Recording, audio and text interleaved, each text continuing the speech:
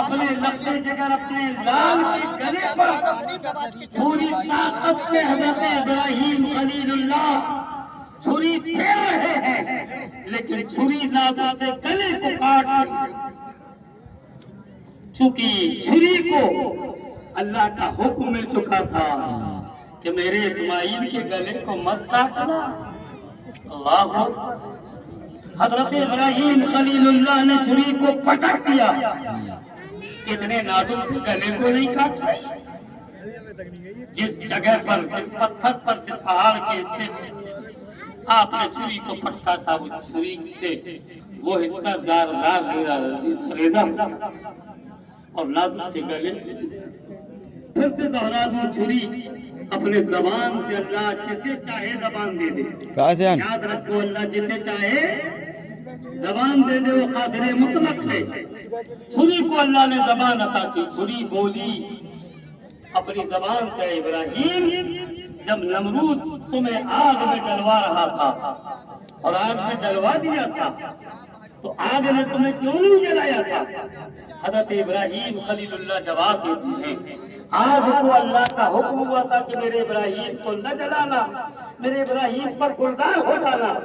تو چھری جواب دیتی ہے، آگ کو تو ایک مرتبہ حکم ہوا تھا، مجھے تو 70 مرتبہ رب کا حکم پہنچ چکا ہے، میں کیسے گلے کو کاٹ سکتی ہوں؟ اللہ اکبر۔ تاریخ بتاتی ہے کہ اللہ نے جب یہ ادا حضرت ابراہیم کی دیکھی کہ میرے نام پر اپنے بیٹے کی گردن پر چھری چلا ڈالی، تو جبرائیل امین کو حکم دیا، جاؤ جنت سے ڈوما لے کر، حسین و جمیل خوبصورت تندرست سوانہ لے کر کے جاؤ اور اسماعیل کی جگہ لکھا دو۔ تاریخ بتاتی ہے کہ حضرت ابراہیم وہ چھری اٹھا کر دوبارہ جب پھیرتے ہیں تو اس جگہ کا حضرت اسماعیل کی جگہ دمبا ہوتا ہے اور وہ دمبا ذبح ہو جاتا ہے، اور حضرت اسماعیل ذبیح اللہ ایک طرف کنارے کھڑے مسکراتے ہیں۔ نہ صورت دیکھی جاتی ہے، نہ سیرت دیکھی جاتی ہے، وہاں تو مانگنے والے کی نیت دیکھی۔ پتہ یہ جو رہ گئے وہ روانہ ہو جائیں اور مسجدوں میں نماز پڑھ لیں، کیونکہ گرمی کی شدت سے جو صبح سے آ چکے تھے، میں نے کوئی امام مقرر نہیں کیا جو نماز پڑھتے وہ نہیں پڑھا۔ آپ نے کوئی اگر ہو تو پڑھا لیں، آپ کو کوئی صلاح ہو تو پڑھا سکتا ہے، باقی آپ ابھی دوڑ جائیں اور وقت کا خیال آئندہ رکھے۔ حضرات توجہ دیں، اس کا جو مزاج ہے اللہ سے دعا کرو کہ مولا وہ مزاج بدل جائے۔ ہم سب کو عقل سلیم دے کہ 4 بجے اگر ہمیں جانا ہو 3:30 کے نمبر کے 4 کے، تو ہم 2 بجے اٹھ جائیں گے، 2:30 بجے اٹھ جائیں گے، لیکن چونکہ یہ اللہ کی گھر ہے نا، کاش اللہ کی حیثیت، اللہ کا مقام، اللہ کا مرتبہ سمجھا ہوگا تو فجر کے بعد ہی یہاں نظر آتا۔ حضرت ابراہیم کو حکم دیا قربانی کرو، بیٹے کو قربان کر دیا۔ کاش اگر حضرت اسماعیل پر چھری چل جاتی تو میاں جب لیٹ ویٹ آنا تو بھول چکے ہوتے تمہیں خود ہر سال اپنے اپنے بیٹوں کی گلے پر چھری چلانا پڑتا، قربان کرنا پڑتا۔ یہ رب کا احسان ہے کہ قربانی بھی ہو گئی اور حضرت اسماعیل محفوظ بھی رہے۔ وہاں تو اللہ دلوں کو جانتا ہے، اللہ اپنے بندوں کے دلوں کو دیکھنا چاہتا ہے کہ میرا بندہ میرا کتنا وفادار ہے۔ میرے عزیز، جس دن تم رب کے وفادار بن جاؤ گے، خدا کی قسم پوری دنیا تمہاری وفادار بن جائے۔ رب قدیر سے دعا ہے کہ مولا ہمیں اللہ اور اس کے رسول کا سچا وفادار بنا دے، ان کی تعلیمات پر عمل کرنے والا بنا دے۔ میرے عزیز، یقیناً ہو رہا ہے، آپ نے دیکھا 4 رومال، آپ کی تعداد کے مطابق یقیناً آپ کا گمان جو ہوتا ہے کتنا ہونا چاہیے، بے شک سچ ہے، لیکن آپ کے گمان کے خلاف رومال ہی نہیں پہنچتے لوگوں کے پاس۔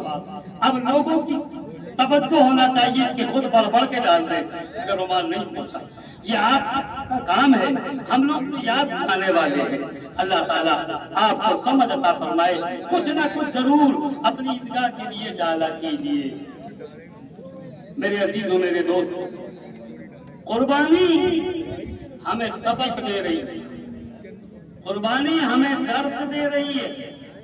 قربانی خالی میرے عزیز آج تو اس کا احسان ہے کہ ہم جانوروں کی قربانی کر رہے ہیں، بکرے اور پڑووں کی قربانی کر رہے ہیں.